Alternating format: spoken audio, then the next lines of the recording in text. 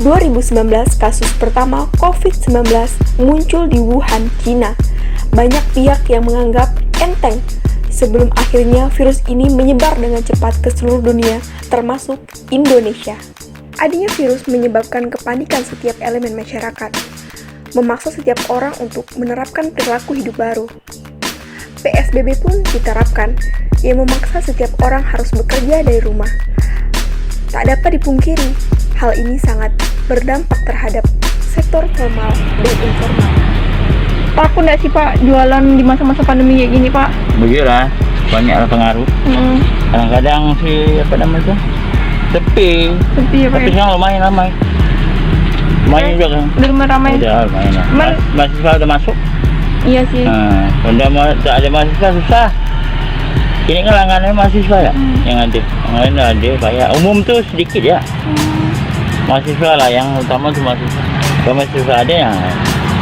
Mungkin awal-awal kemarin kali Pak ya? Awal. Sempat tutup nggak Pak kemarin? Nggak pernah sih, non-stop. Cuman mungkin produksinya dikurangi kan Pak ya? Enggak, tetap begitu. Oh tetap? Cuman dapatnya ya kecil banget, tak ada sesuai dengan modal, tak pulang. Tapi sekarang udah mulai Udah mulai normal gitu ya? Udah normal lah. Ada nih Pak, tekanan-tekanan dari luar kayak gitu, misalnya kayak dari pihak-pihak mungkin dinas atau apa yang larang jualan atau gimana? Nggak ada. Dari awal COVID sampai sekarang nggak pernah ada. Nggak berani mungkin mereka kan. Nggak seperti yang biasa yang di TV lain itu kan, biasa gitu kan. Kita nggak, biasa ya. Kalau mau jual tak ada. Berarti nggak ada tekanan, nggak ada. Untuk jualannya seperti biasa kayak jam-jamnya gitu. Nah, biasa jam 8 pagi sampai jam 6 sore. Berarti normal. Cuma di awal aja kemarin yang agak kurang. Bukan kurang, pasti kurang benar lah. Nah, ada apa-apa. Sampai enggak baik modal kadang Pak ya. Tapi sekarang udah lumayan. Paling hujan pun lihat hujannya sore ke pagi ya. Malah sih enak. Setiap orang yang keluar dari rumah merasa khawatir terpapar virus ini dan memilih beraktivitas di rumah.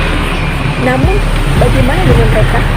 Ketika setiap orang memilih untuk tetap berada dalam rumah, mereka justru memilih tetap berada di tepi jalan sambil terus berdoa. Keadaanlah yang memaksa mereka untuk terus berusaha, meskipun mereka tahu mereka sedang berhadapan dengan sebuah penyakit yang mengerikan. Karena yang mengerikan adalah tidak dapat melanjutkan hidup karena tidak ada uang untuk melakukan penyakit. Di awal kemunculannya, corona secara perlahan-lahan mulai mengikis pendapatan mereka. Tapi meskipun demikian, tak ada hari libur bagi mereka untuk tetap mengais rezeki. Bapak nih dari mana Pak? Ini dari Punggol. Dari mana Pak? Punggol. Oh dari Punggol. Tiap hari Bapak jualan sini Pak? Tiap hari. Jualan? Semalam ya tak ada. Oh, semalam tak ada ya Pak ya? Jualan jagungnya Pak ya? Jual jagung ya, tak ada lain. Jagungnya tanam sendiri. Beli. Beli. Oh beli. Jagung beli. Itu untungnya berapa Pak? Bapak ambil untungnya berapa tuh? Biasa dapat 50. Tapi hujan dapat. Biasa dapat 100. Satu harian tuh. Kalau habis. Kalau kita beli murah, dapatlah pikir. Kalau kita beli mahal, dapatlah 560.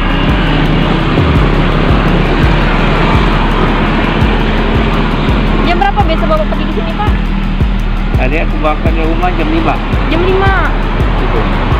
Sampai sini baru sampai ke Bapak? Sampai ke pasar pagi itu ke jam 4 lewat. Jam 6 lewat. Jauh dari Punggol tu jauh. Oh. Becek ni. Kalau hujan ni becek jalan. Becek. Jadi jalan tu aspal putung ya. Oh. Berarti dari Punggol naik sepeda. Bawa sepeda. Bapak tahu kan sekarang kan COVID gitu Pak ya. Takut nggak sih Pak mau jualan gitu? Takut nggak sih? Takut COVID? Takut kena COVID nggak pas jualan? Ada, biasa aja ya. Jadi pas COVID kemarin pun tetap jualan. Oh, Masih tetap ramai yang beli, masih kayak biasa. Biasa. Oh, enggak juga berpengaruh ya. Jadi sama ya Pak ya. Apa nama? Anak Bapak kerja apa Pak kalau boleh tahu Pak? Kerja anak kerja kebun. Oh kebun, petani juga. Petani dan kerja kebun orang lah. Orang lupa. Oh, Bapak kan jualan nih. Ada enggak sih dapat bantuan gitu dari pemerintah gitu, kayak bantuan dari pemerintah gitu? Tak ada. Enggak ada ya? Tak ada. Hmm. Tak ada dapat.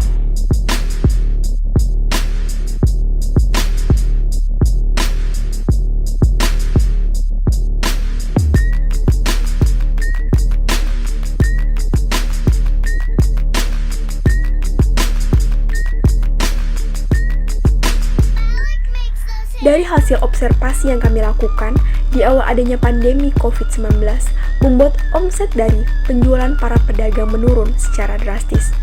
Bahkan untuk mengembalikan modal saja mereka tidak sanggup. Malah terkadang karena penjualan yang sepi, membuat beberapa bahan jualan yang tidak mampu bertahan lama terpaksa dibuang.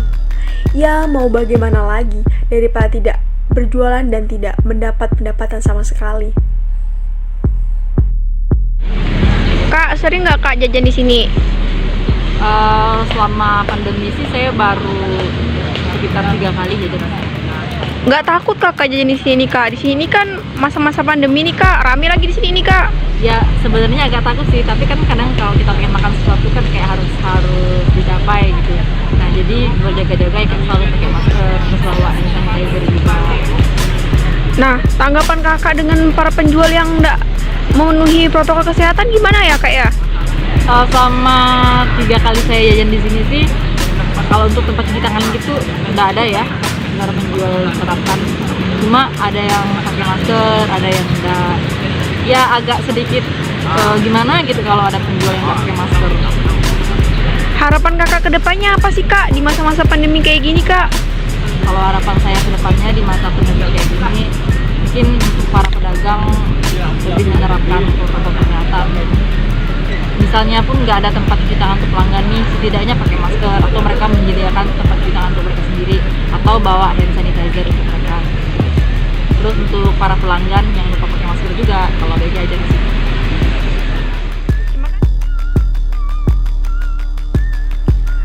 Keadaan seperti ini mereka alami selama beberapa bulan, hingga lambat laun keadaan mulai membaik.